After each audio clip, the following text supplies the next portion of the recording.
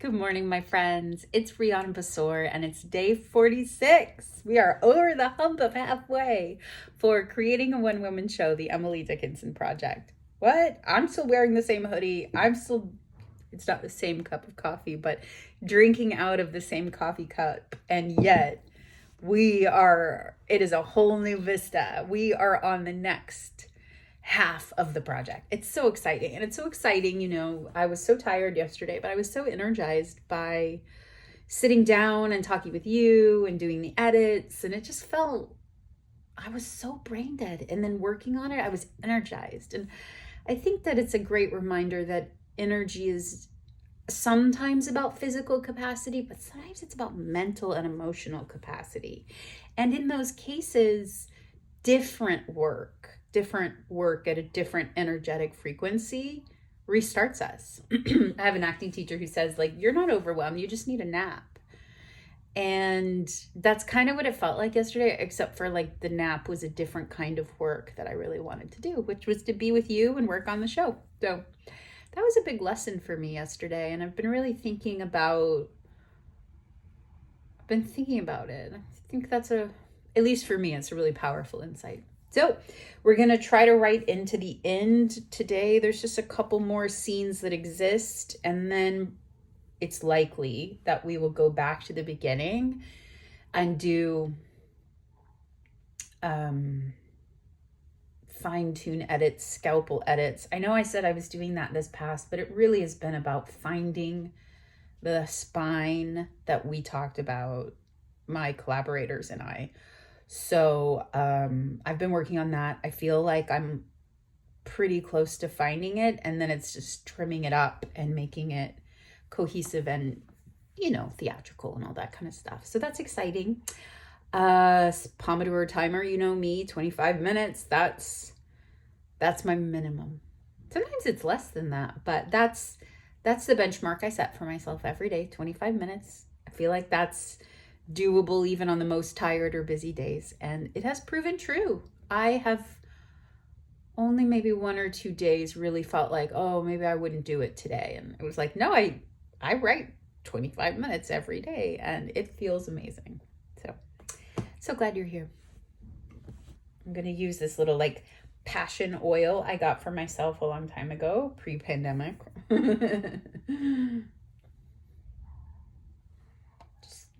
Leveling up the pleasure lever. It's a motivator for me, and I think the muse likes it too. I'm chart ruled, but my chart is ruled by Venus, so anytime I can add in some beauty or sensuality, I tend to get rewarded. Also, it makes me happier. So.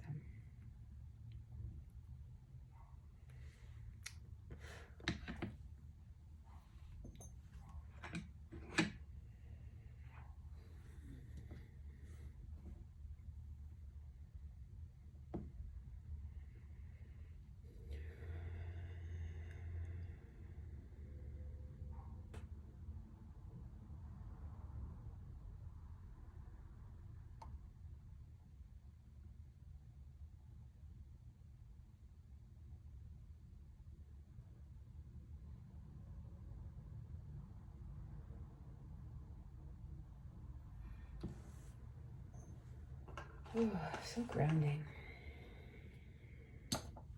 Spirit song today, task focused. I find these to be a really nice emotional tone when I want to get down to business. The Call of the Wild deck or whatever it is really good when I need my ass handed to me and be told what all my problems are. But I don't need that every day. Some days I just want a little gentle woodland musing to give me an animal energy focus to do my work. Sometimes I just want a lovely flower to think about the eternity. Because of these videos also, I'm getting more of a sense of the emotional nature of my decks. And that's really fun.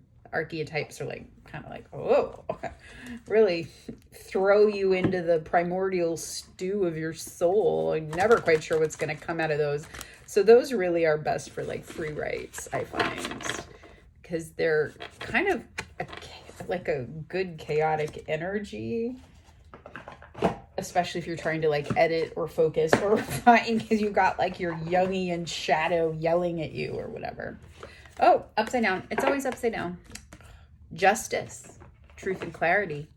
It's interesting for the end of the play when she's making her case the most. As the portal of shadow and light, the seen and unseen, Crow holds the gifts of ancient wisdom and sacred law. Her sharp perception illuminates the core of truth. She's able to discern what is fair, and she stands on guard to ensure that such fairness is fulfilled. As a bringer of clarity, Crow will assist you towards spiritual self-awareness. In standing by your personal integrity, you will awaken your authentic self. I was watching a coaching video yesterday around just the mindset of being a coach. It was really well done by D.L. Sharon. She's just extraordinary. And she said the greatest thing about being a coach is that you really know yourself. You get down to wisdom. And somebody said to me recently, in the age of easy information, wisdom is the thing that is hard to come by, is expensive. So that wisdom of self-knowledge from coaching and from creativity and self-expression is the gift. And then you can do lots of stuff with it or nothing with it or whatever, but like you really know yourself. You know your self-awareness. Oh, I can't find the sentence now. In standing by, you'll know your own personal integrity and awaken your authentic self. So anyway, I thought that's interesting. Balance is a continuous process on the road of adjustment. Boy, is that true. Weigh decisions carefully so as to bring everything back into balance. You are the orchestrator of your life. That's what I've been working on this week. That's interesting too. Consider the results of all actions taken, as your actions and thoughts shape your future. It's powerful. Feelings create thoughts and actions, and we do not spend enough time in our beliefs, which trigger our feelings. Again, that's where my money coaching stuff is so essential. Truth, clarity, balanced thoughts, self-examination, adjustment, cause and effect, responsibility. Reversed, always. Learn from lessons and trust that there is better to come. Seize opportunities that will help make things the best they can be. I'll take that. It's usually like you are blind. You are not paying attention. That's lovely. Reversed words: injustice, irresponsibility. See, here it is. False accusations, lack of resolution, imbalance. At least better days are to come. Focus on that part of the message. All right, let's get our poem read, friend.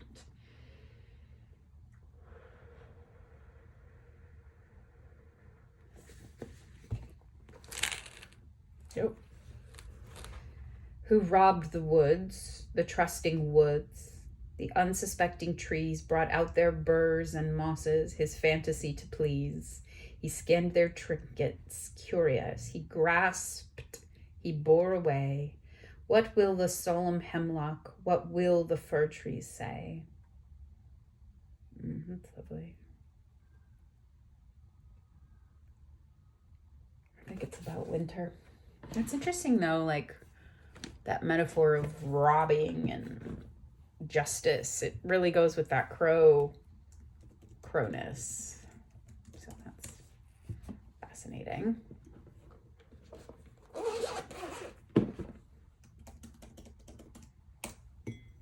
Ooh, I'm nervous. I wrote an ending once before. I can do it again.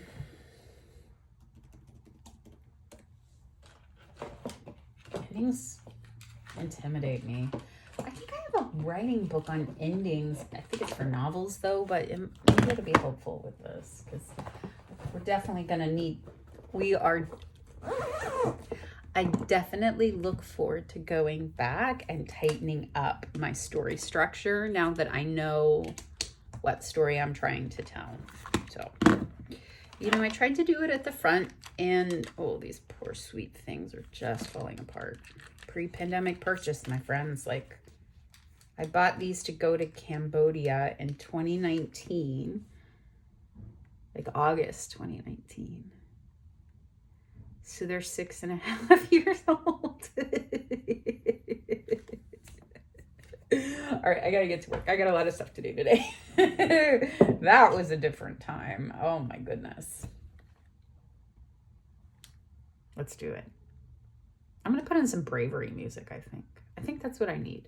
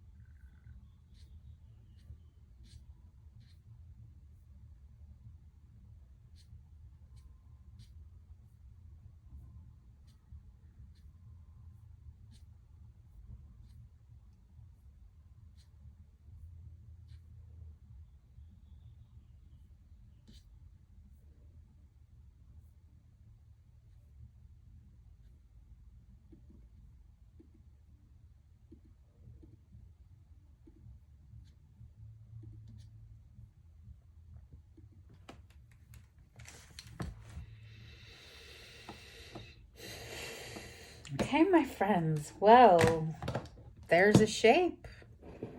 Yeah, it exists. I never did use this scene. It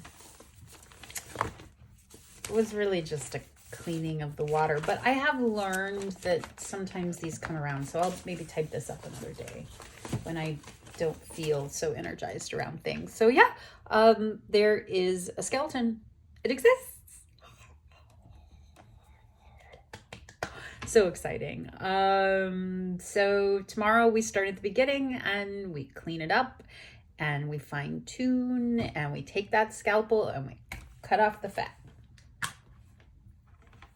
I think I would say that this is the second draft. I better save it as such, actually, now that I'm thinking about it.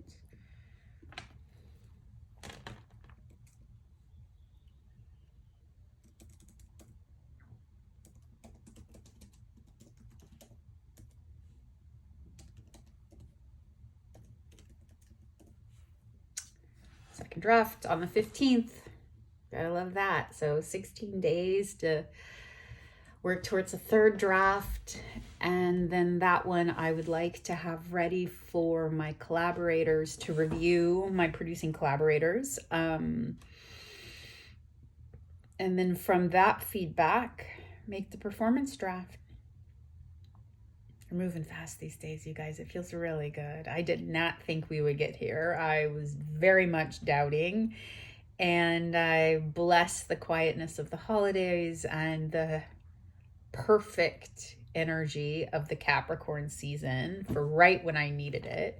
Sagittarius beginnings of roaming wide gave me a lot to shape and focus in Capricorns. The Aquariusness of things that has a few more days until that kicks in. I'll be interested to see how that plays with this project, but so far the alignment of my astrology with this project has been spot on. So I have really felt supported energetically in it. I have not fought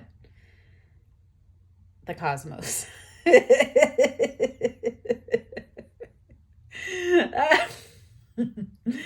I've not fought the cosmos on this play at all. Thank God. I leave that to Emily, I guess. On that note, my friends, if you have a project that you're working on, and whether you're fighting the cosmos or not, please post it in the comments below. I would love to hear all about it and be a companion in your process. If you would like updates on this project or whatever else I'm up to, please visit my website, Ms. Understood Media, M-I-Z Understood Media.com. Okay, my friends. Second draft is done. Tomorrow, third draft. See you then.